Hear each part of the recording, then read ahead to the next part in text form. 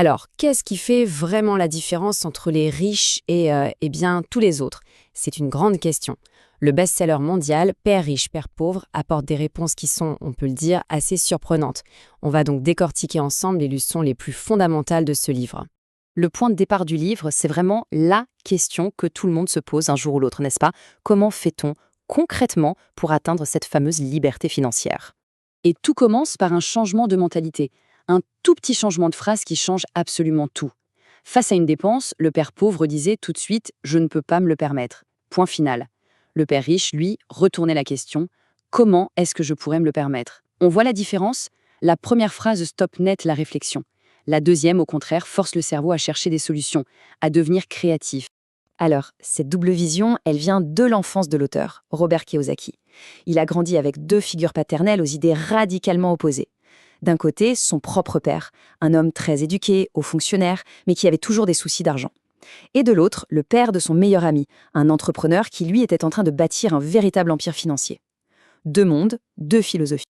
Ok, donc, pour vraiment piger la philosophie du père riche, il faut d'abord mettre le doigt sur le problème. Le piège dans lequel, soyons honnêtes, la majorité des gens se retrouvent coincés. Le livre a un nom pour ça, la rat race. La rat race, c'est quoi exactement? C'est cette espèce de roue de hamster financière sans fin. On travaille pour gagner de l'argent et à peine cet argent arrive, hop, il repart aussitôt pour payer les impôts, les crédits, les dépenses. C'est un cycle épuisant où, paradoxalement, plus on gagne, plus on dépense. On est obligé de courir de plus en plus vite juste pour rester sur place, sans jamais construire de vraies richesses. Une course qui ne mène nulle part. Et voilà comment ça se traduit en chiffres. Le salaire, il entre bien dans la colonne des revenus. Ça, c'est la bonne nouvelle. Mais regardez bien, il ressort quasi immédiatement pour alimenter la colonne des passifs, c'est-à-dire les factures, le crédit de la voiture, l'hypothèque, tout ce qui coûte de l'argent. Et le résultat de tout ça? La colonne la plus importante, celle des actifs, celle qui est censée construire la richesse, eh bien elle reste tragiquement vide. Ce cycle est vraiment implacable. On commence par trouver un job pour avoir un salaire, normal.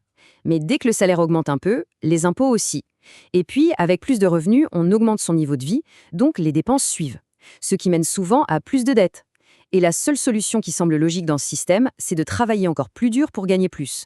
C'est un vrai cercle vicieux qui rend complètement dépendant de son salaire. Bon, la bonne nouvelle, c'est qu'il y a une sortie de secours. Une clé pour s'échapper de cette fameuse course. Et cette clé, elle tient en une seule idée. Une idée toute simple en apparence, mais qui est absolument révolutionnaire.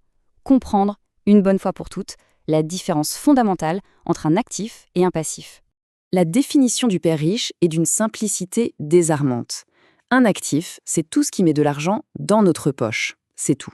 C'est la base, le pilier central de toute sa philosophie financière. Et donc, logiquement, à l'inverse, un passif, c'est tout ce qui retire de l'argent hors de notre poche. Chaque mois, encore et encore. Et c'est là qu'on arrive au point le plus, disons, explosif du livre, celui qui fait grincer des dents. Pour le père pauvre, la maison est l'actif numéro 1. Pour le père riche, pas du tout. La résidence principale, c'est un passif.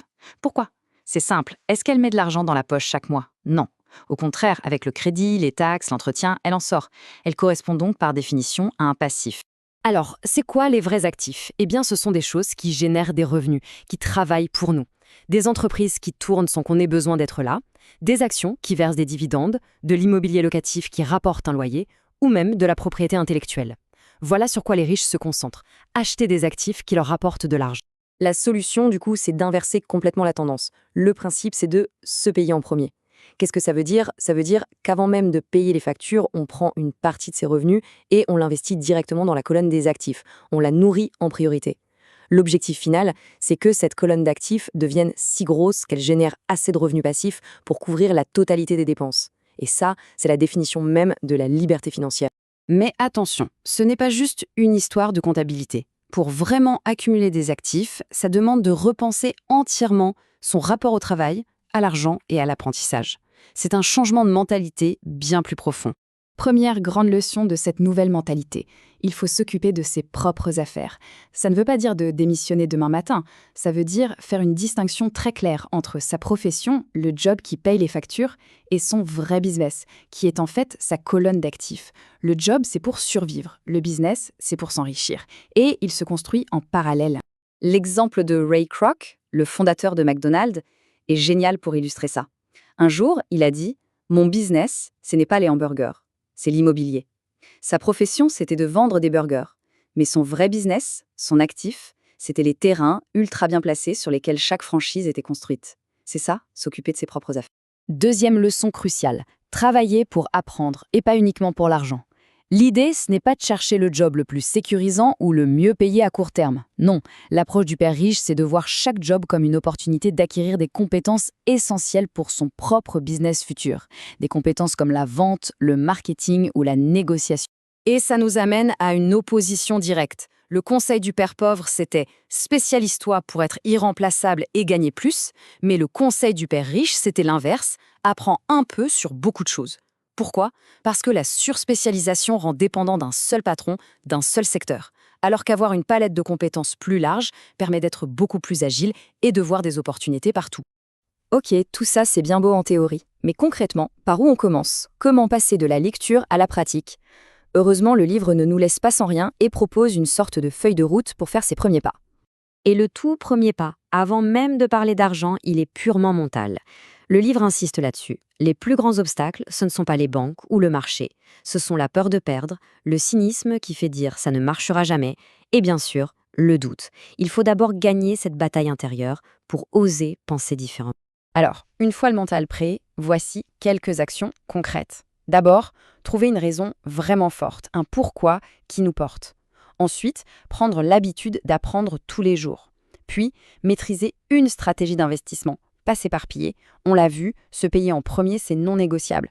S'inspirer de modèles, de mentors. Et enfin, le plus important, passer à l'action. Et ça nous laisse avec une question essentielle.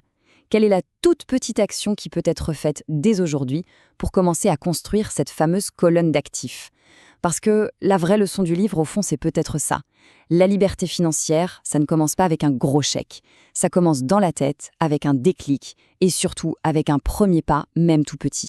Pour finir, retenons cette phrase martelée tout au long du livre. L'action surpasse toujours l'inaction.